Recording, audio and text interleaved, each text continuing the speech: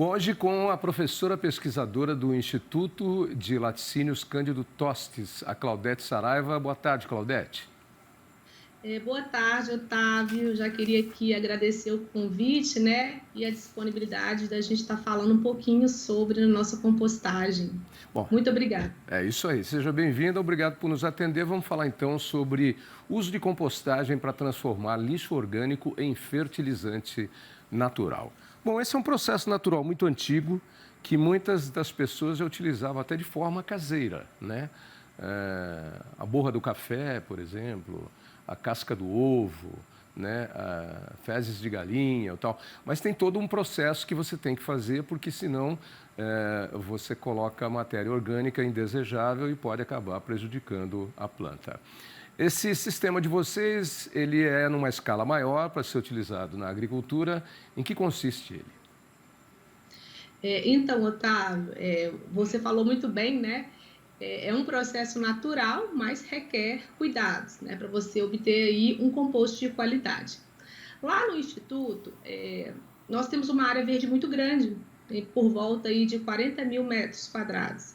E a gente viu que a gente gera muito resíduo, muita biomassa verde, que é super possível e super desejável de ser compostada. Você está E antes a falando, gente Claudete, você está falando de folha, né? Que muita gente acha que folha é sujeira. Sim, não é sujeira. Não? A gente pode devolver tudo isso que Isso. as plantas retirou do solo, a gente pode devolver para o solo. E o que acontece? Esse resíduo todo, em sua grande maioria, é destinado para os aterros sanitários, né?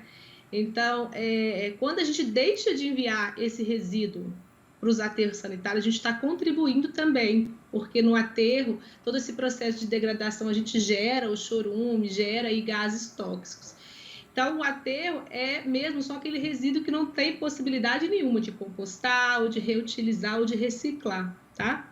Então, toda essa biomassa que é gerada, que é proveniente aí da jardinagem, do processo de poda, da capina, é possível de você compostar, tá? Então, foi isso que a gente vislumbrou lá na EPAMIG. Então, ao invés de a gente enviar isso para o aterro, hoje a gente está compostando. Nós criamos a nossa unidade de compostagem. E como é que Tá? você faz essa compostagem? Porque a gente está sempre podando, rastelando, cortando grama, tirando as folhas que caem das árvores e acaba deixando isso num canto. Como é que é o processo que vocês fazem para a gente fazer disso um adubo? O que a gente faz lá? A gente né, junta todo esse material e a gente destina para essa área que a gente destinou lá para compostagem, tá? Tá. A gente ainda não tritura esse material. A gente, da forma que ele chega lá, ele é colocado nas leiras de compostagem. A gente está adquirindo aí um triturador, porque quanto mais uniforme é o material, melhor é esse processo de compostagem, mais rápido, tá? Então, esse material, a gente tira papel, plástico ali possível, a gente faz essa seleção também, porque às vezes acaba indo para o processo de compostagem, mas a gente faz essa seleção lá, tá, Tá, Otávio? tá. Lá o que a gente faz?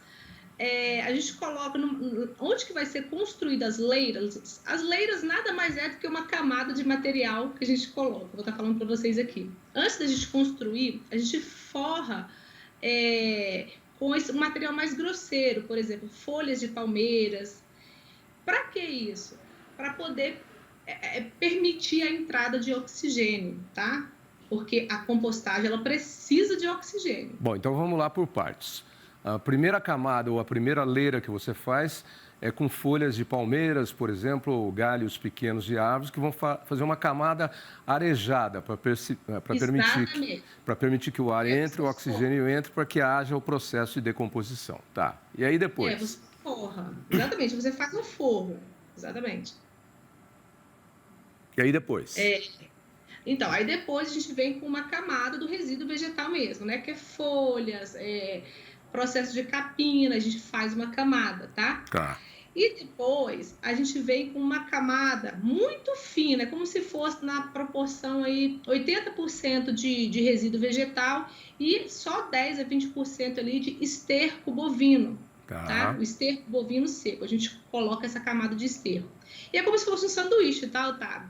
Aí depois volta de novo para a camada de resíduo vegetal e mais uma camada aí de esterco seco. Esse Deixa esterco eu perguntar para você, esse esterco seco, você falou que é de bovino, ele pode ser de aves também ou pode ser... pode ser, Humano sim, não, ele né? pode... Humano não, mas pode ser Não. de ave. Humano não, mas pode ser de ave também. Tá, tá. Sim, pode ver aquela cama de galinha também, sabe? Tá, tá, Só que tem tá. que ter cuidado porque a cama de galinha ela tem muito nitrogênio. Então, Sim, essa proporção tem que estar atento a essa questão, tá? tá, Então, e no final, você finaliza ali com o resíduo vegetal. Você finaliza as suas leiras, tá? tá. Como o nosso processo ele é todo manual, a gente deixa ali uma altura não ultrapassa de 1 metro. Ok. Eu vou explicar mais à frente por quê. E a largura também das leiras fica aí em 1 metro, tá? O comprimento, ele pode ser qualquer comprimento, né? Se você tiver disponível para isso, tá? É importante porque, assim, você precisa de fazer o reviramento dessas leiras. Uhum, Uma uhum. vez por semana ou de 15 em 15 dias, você vai revirar essas leiras, tá? Então, você já tem que pensar que entre uma leira e outra tem que ter esse espaço para você revirar. E aí você revira isso como? Você puxa com uma enxada assim, e puxa Puxada, do jeito que exatamente. vem, é isso? Eu tenho a leira aqui, por exemplo. A leira está aqui. Eu deixei um outro espaço que cabe essa leira aqui. A outra leira vai estar lá. Então eu reviro essa daqui para cá, aí vou lá e reviro a outra de lá para lá e assim vou, durante várias semanas. Tá. Exatamente. Você já tem que imaginar no seu espaço que tem que ter esse espaço para as leiras, né? Tá. Para você fazer esse processo de revirar, Quantas tá? vezes tem que fazer isso? Então, depende muito, tá? Pode, porque assim, é um processo natural, depende da época do ano, Tá. tá? Por exemplo, no inverno, nosso processo de compostagem ele demora mais. Por quê? Por conta da temperatura, tá? Então, ele demora mais. Mas Verão vai mais normalmente, rápido. Verão vai mais rápido tá? porque você... Rápido, Tá, exatamente. Então, assim, a gente está revirando de 15 em 15 dias, tá? tá bom. E esse processo de reviramento, você proporciona a aeração do meio, né? Oxigênio é fundamental, tá?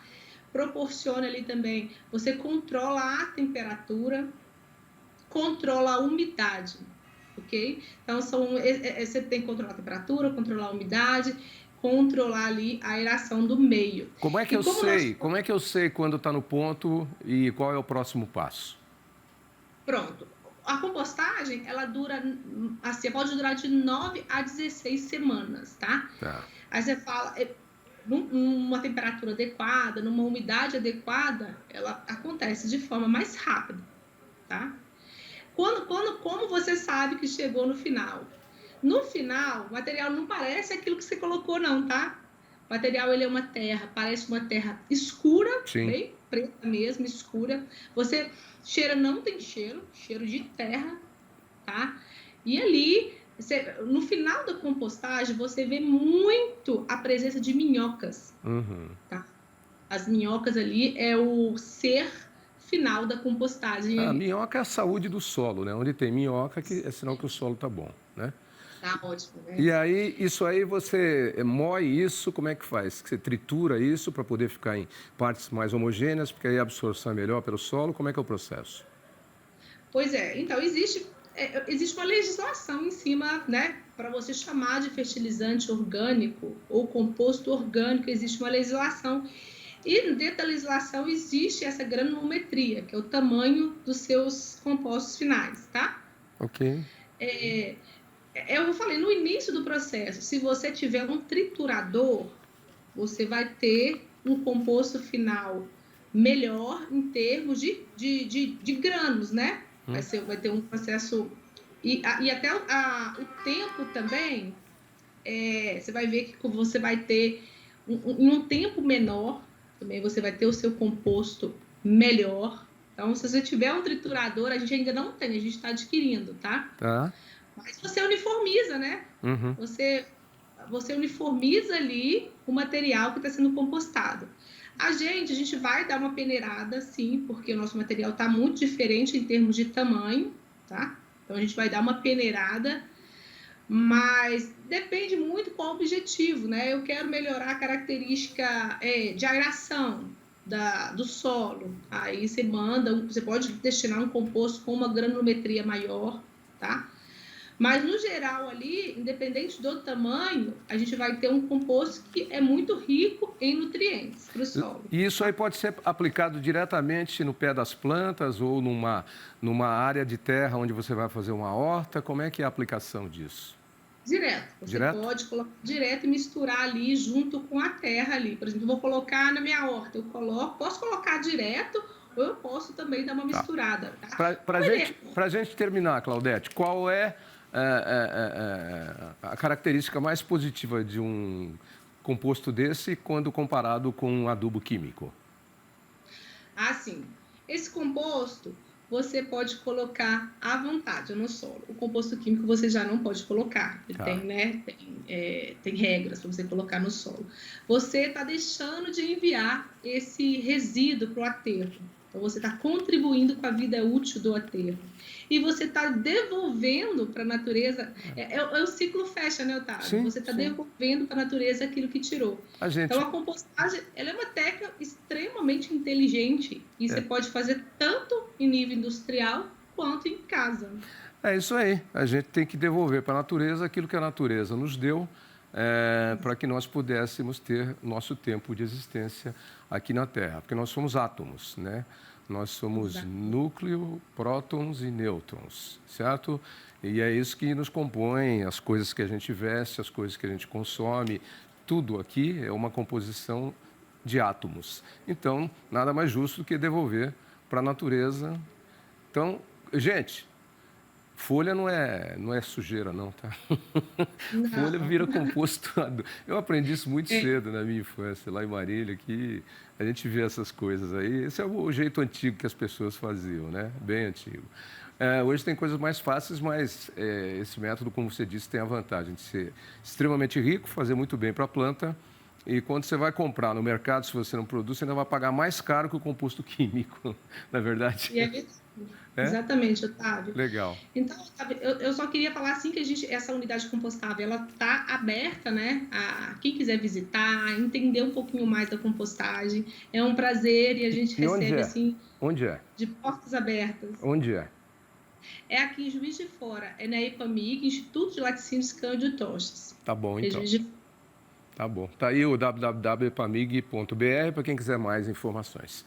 Obrigado aí pela sua participação e parabéns aí pela sua explicação de uma coisa que as pessoas podem fazer normalmente, dando um fim correto aos resíduos que nós captamos todo dia aí nas nossas propriedades e casas, que são resíduos orgânicos ou restos de folhas e galhos que podem perfeitamente se transformar num produto rico, um adubo que você vai contribuir mais ainda para devolver à natureza aquilo que a natureza te deu, para você passar o seu período de existência aqui. Outro dia eu estava vendo um documentário, inclusive, tem pessoas que, tem algumas culturas aí, que enterram os mortos e aí plantam uma árvore em cima.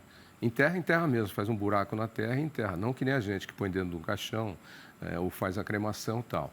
Não, enterra mesmo na terra e planta uma árvore em cima, que diz que é uma forma de devolver para a natureza aquilo que ficou com a gente aí durante a nossa existência. Cada um é cada um faz o que quer. Mas acho que devolver para o planeta Terra aquilo que ele nos deu é mais do que justo, além de controlar os gastos excessivos que nós sempre temos aí, fazemos de forma fora de medida e fora de padrão. Tá bom, Claudete? Obrigado. Exatamente, Otávio. Eu que agradeço a oportunidade aí, tá? Muito obrigada. Ok.